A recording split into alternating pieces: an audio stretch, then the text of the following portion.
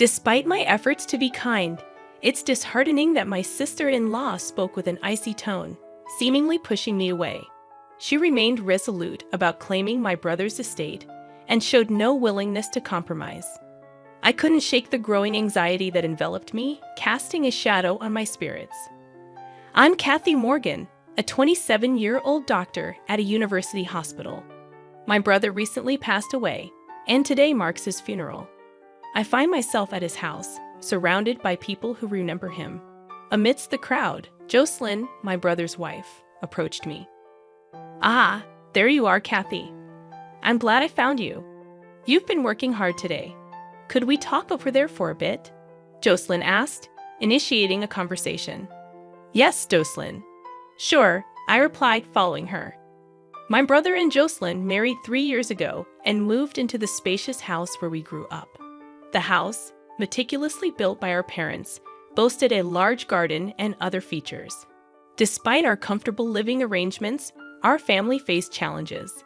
My mother battled a chronic illness, confining her to a hospital since my early childhood. My father's wealth allowed us a comfortable life, but he too succumbed to overwork and joined my mother in death. Left alone in the large house, my brother and I became each other's company.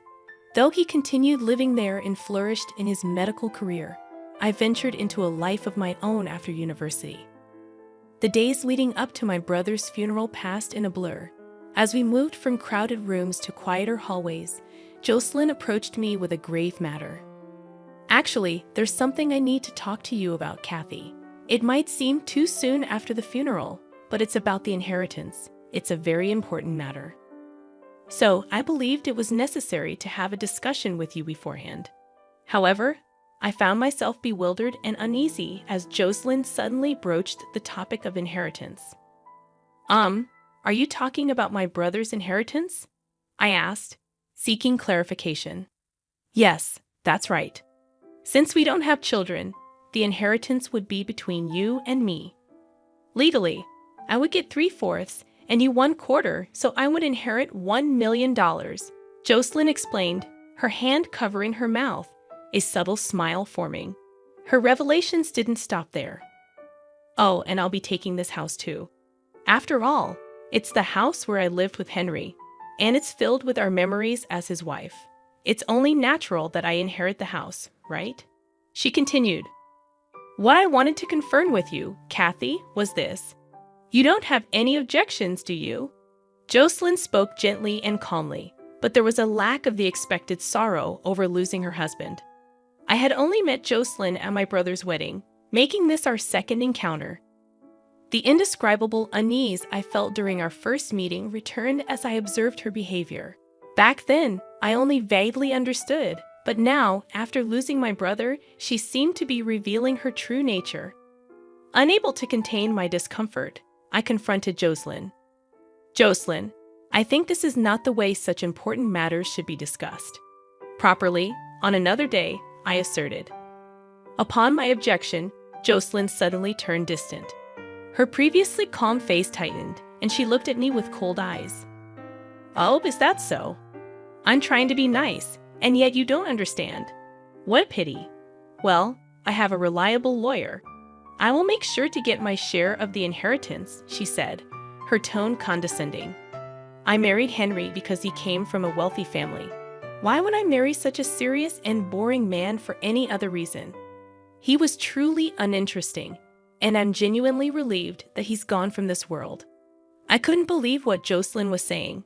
My bad premonition about my sister-in-law was proving true. Did my brother know this side of her?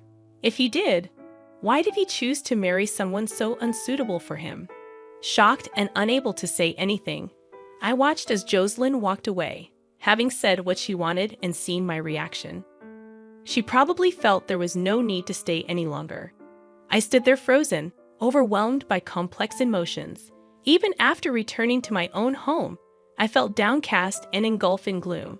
I had a feeling that more unpleasant things might follow, leaving me restless as these thoughts weighed on me.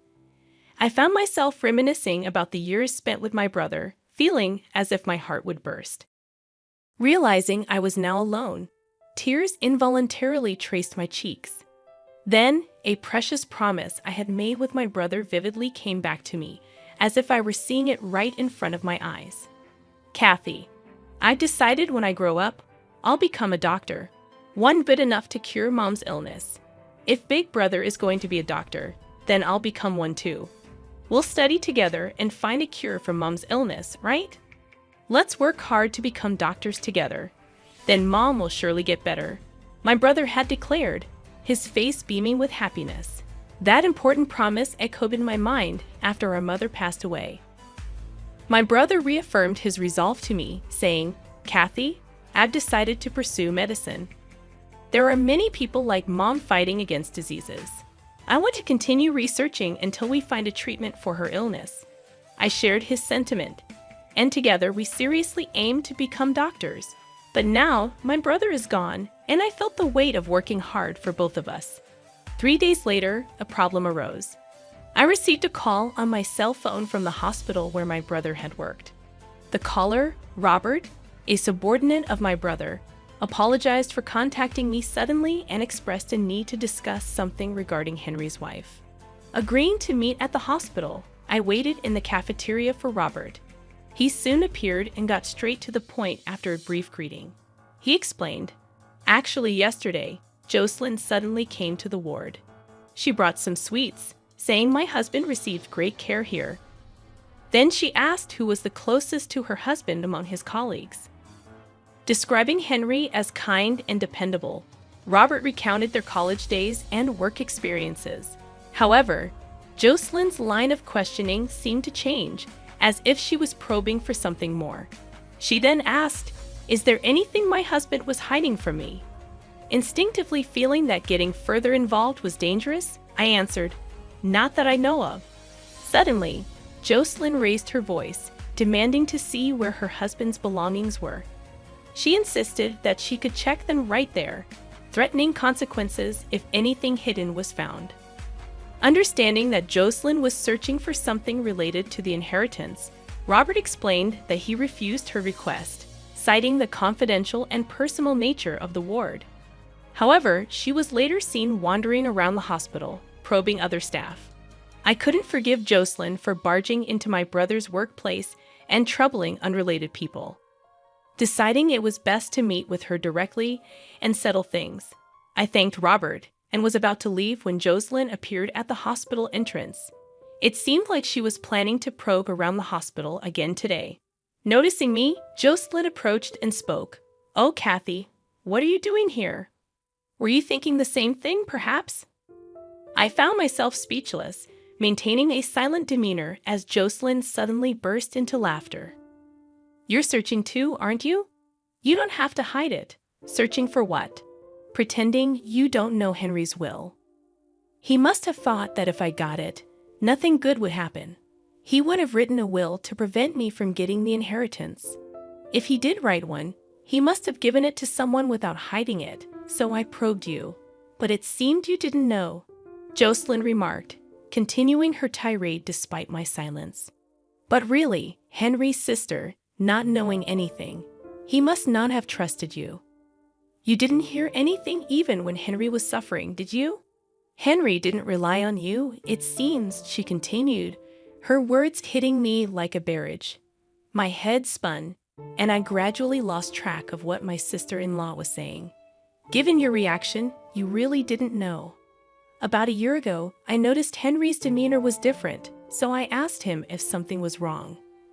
Then he said he might be ill with the same disease as your mother. He looked very troubled. His complexion was poor too. Henry was often busy and away, and I was out too, so we didn't see each other much at home. But I noticed something was wrong with him. He must have been suffering mentally. As for me, I married him thinking I'd never have to worry about money. To be burdened with caring for a chronically ill husband was the last thing I wanted, Jocelyn confidently explained, seemingly unaware of the impact her words had on me.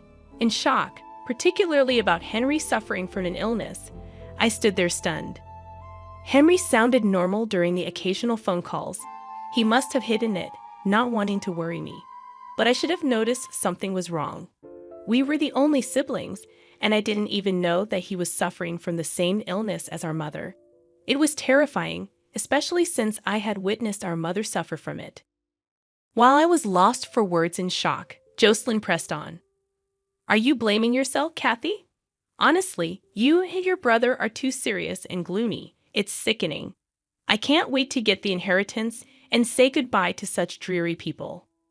After her cutting remark, Jocelyn was about to leave when Robert's voice came from behind me. Excuse me, is this really a conversation to have in the middle of a hospital? Frankly, it's a disturbance. There are other patients here. If you're done, please leave. Robert, is that you? Were you eavesdropping just now? That's very polite of you.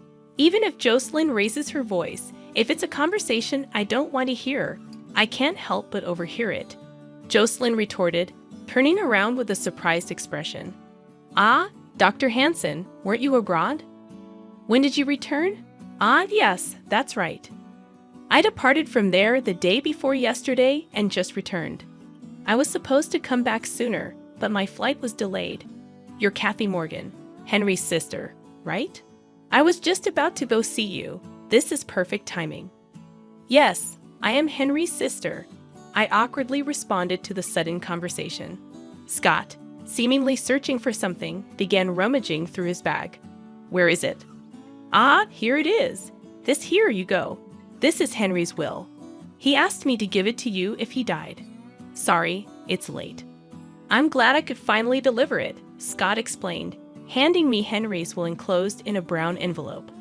I couldn't help but wonder why my brother gave the will to Scott. Why did my brother give this to you, Scott? I know, right? I've been friends with Henry for a long time. You might not remember me, Kathy. Do you recognize this? Scott showed me 3 moles on the back of his right hand. As a child, I saw those moles and said they looked like the Big Dipper. Ah, those moles. Could it be Scotty? Scott used to live nearby and was my brother's best friend. I affectionately called him Scotty, and we often played together. He moved away in high school, and I had completely forgotten about him. Kathy, you remembered. That's great. I reconnected with Henry when I became a doctor. I'd always felt we were similar, but I never imagined we'd end up in the same profession. Henry talked about surprising you with our reunion, but then he found out about his illness. That's when he came to me with a request. He knew I also had a law degree, so I guess that's why he trusted me with his will, Scott explained. Finishing his explanation, Scott turned toward Jocelyn, addressing her with a cold tone. Ah, about the inheritance, you might want to give up. Deceiving a kind-hearted person like Henry might work, but not with me. Unfortunately for you, Henry was aware of your cunning nature. He asked me to watch over his wife in case something happened to him. I've been getting reports from his subordinates about your abnormal behavior, Jocelyn. You were planning to find the will, forge it, and claim the inheritance, weren't you? But if it's too late now, it's in your best interest to back off quietly. Besides, Henry said the right use of the inheritance is something only my sister Kathy would understand. I see, so that's how it is. But to trust a sister who didn't even know about her brother's illness to leave a large sum of money to such a young girl, really, what was he thinking? Who knows what she'll use it for? Jocelyn maintained a defiant attitude, but her face had paled slightly. Looking around, I noticed a crowd had gathered due to the commotion. Among them were young doctors talking to each other. Hey, isn't that the person who wrote that paper and made headlines recently, right? I was thinking the same. That's Kathy Morgan, Henry's sister. I read her paper on rare disease research, and it was truly impressive. I heard she's going to do research abroad soon. The conversation among the young doctors caught the attention of other medical personnel, causing a buzz in the area. More discussions were overheard. Isn't that Henry Morgan's wife causing a scene? She's famous for being seen around Fifth Avenue. Oh, well, that's true. Shopping for luxury brands, going on trips, living a flashy life. I heard she's been supporting a gigolo. Maybe she's after the inheritance. That's possible. I mean, she's been wandering around the hospital, asking questions. It's creepy. Amidst various conversations, I realized I hadn't yet checked the will from my brother. I peered into the brown envelope in my hands. Inside, there was a piece of stationery and a white envelope marked Will. Upon opening it, I saw it began with "To Kathy" in my brother's handwriting. As I read through it, I was so shocked by the contents that I instinctively handed the will to Scotty. "Scotty, this is..." After reading the will, Scotty smiled quietly and addressed Jocelyn. "Jocelyn, it seems you've lost. Henry was planning to end his marriage with you. The letter says so. About the marriage certificate you forced him to write, it seems Henry never submitted it, so he wanted to assure his sister that she could rest easy. You and Henry were effectively in a common law marriage. You never had any right to the inheritance in the first place. That's a lie. There's no way he would do such a thing." Jocelyn's momentum faded, and she began muttering quietly to herself. "Kath, can I see that envelope too? May I?" "Oh, sure." Scotty peered inside the brown envelope and confirmed its contents, then added another blow. "Here's the official will as well, Jocelyn. If you want to see for yourself, I won't stop you. Feel free." Jocelyn's face turned ashen, and she looked visibly upset. She seemed at a loss for words, her lips trembling.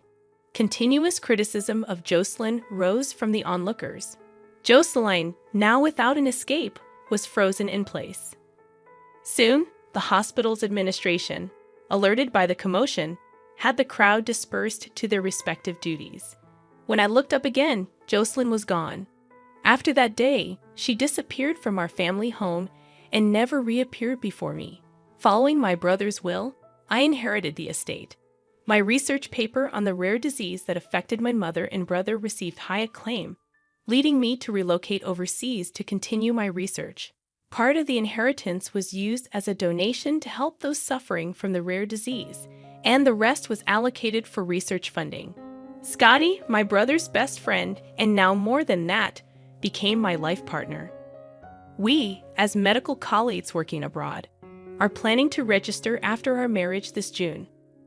Our hope to free more people from the grip of the disease that afflicted my mother and brother remains unchanged. Together as husband and wife, we aim to continue our research, supporting each other along the way.